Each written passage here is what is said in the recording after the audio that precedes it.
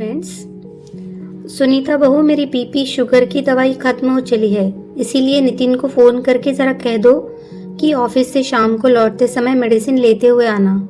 सास गायत्री की बात सुनकर सुनीता अपने कमरे में जाकर फोन पर नितिन से कह रही, जब देखो तब आप ही बूढ़ा बूढ़ी को ठेका ढोए जा रहे हो। दोनों बड़े भैया के पास क्यों नहीं रहने जाते? बस आपको ही इनकी तीमारदारी करनी होती है। ससुर जी बस बैठे बैठे अखबार पढ़ते रहते हैं और दिन भर सास के कमरे में साथ में घुसे रहेंगे, मानो नवविवाहित जोड़े हो। हद है, इनके खर्चे भी हम ही वहन करें और बड़े भाई साहब अपने परिवार के साथ मजे में रहे। वाह जी वाह, काम के न काज के, दुश्मन अनाज के। और तो और इनके चोटले भी बर्दाश्त करो। वह अपनी पत्नी की झल्लाहट भरी उलाहना सुनकर फोन पर, रखो फोन, अभी एक क्लाइंट आने वाला है। लो माँ, तुम्हारी दवाइयाँ। पापा, आपकी दवाइयाँ है ना? हाँ बेटा, अभी 15 दिन तक चलेगी, नितिन के पापा पवन बोले। नितिन के पास उसके माता पिता रहते हैं, अपना मकान है, इसीलिए नितिन को घर का किराया नहीं देना पड़ता। और हर महीने 1 लाख पगार पर काम करने वाला नितिन सॉफ्टवेयर इंजीनियर है। दोनों बच्चे, बेटा और बेटी, शहर के प्रतिष्ठित स्कूल में पढ़ रहे हैं।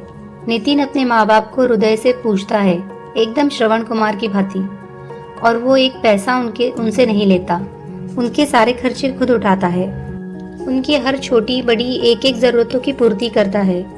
नितिन के पापा की पेंशन जमा रहती है, लगभग बैंक बैलेंस लाखों का है, शायद 40 लाख पार कर गया होगा। एक दिन नितिन के बड़े भाई का फोन पवन जी के पास आता है।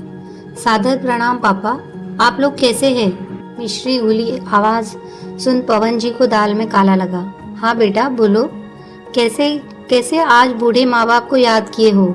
पवन जी जानते थे कि उनका बड़ा बेटा आत्मकेंद्रित और स्वार्थी है, बहुत लोभी भी है, बिना स्वार्थ के फोन नहीं करेगा, इसीलिए सतर्क हो पूछ रहे।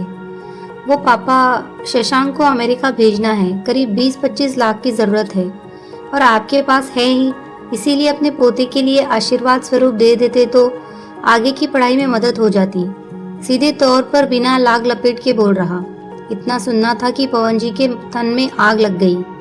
जोर से चिल्लाकर बोले, कैसा पैसा? कौन हो तुम और किस हक से बोल रहे हो कि तुम्हें अपनी मेहनत की कमाई दे दूं? तुम जैसा दोगला नमक हराम खच्चर बेटा किसी को ना हो। मेरे पैसे पर सिर्फ नितिन का हक है और आज से अभी से तू मेरे लिए मर गया। कभी भी हम दोनों को पूछा नहीं कि हम कैसे हैं, जीवित भी है या मर गए। पैसे की बात आई तो फोन घुमा बैठा है, कहकर गुस्साए पवन जी ने फोन को काट दिया।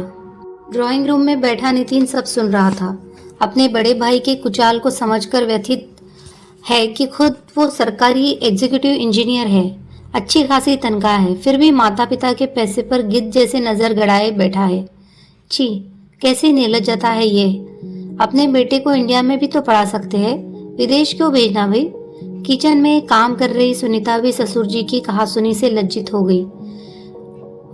हुई होगी या नहीं, लेकिन मन ही मन खुश हो रही कि सास ससुर का सारा पैसा नितिन को ही मिलेगा।